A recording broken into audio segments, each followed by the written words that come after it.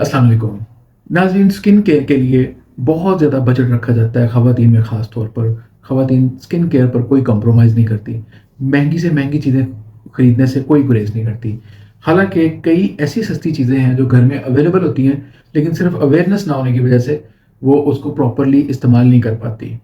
आज मैं एक ऐसी चीज़ का ज़िक्र करूँगा जो स्किन के 80% मसाइल को ठीक कर सकती है, सिर्फ़ उसका रेगुलर यूज़ करने की ज़रूरत है।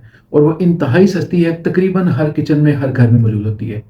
हर बाज़ार की, हर सब्ज़ी की शॉप पर मिल जाती है वो। जी हाँ, बिल्कुल कुकम्बर, खीरा।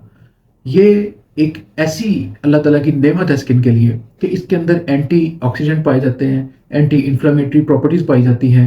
इसके अंदर कोलेजन प्रोडक्शन के लिए सिलिका वो बड़ी वाफ़र मिकदार में मौजूद होता है। आपको पता है कोलेजन जो प्रोडक्शन होती है, वो स्किन के अंदर जो कोलेजन होता है, वो स्किन की इलास्टिसिटी का ज़िम्मेदार होता है। उसके अंदर जो ऐसी प्रॉपर्टीज़ होती हैं जो फाइन लाइन्स को ख़त्म करती हैं और एंटी एजिंग इफ़ेक्ट्स लाती हैं। तो इसके अंदर वाफ़र मिकदार में पाया जाता है। विटामिन सी इसके अंदर पाया जाता है।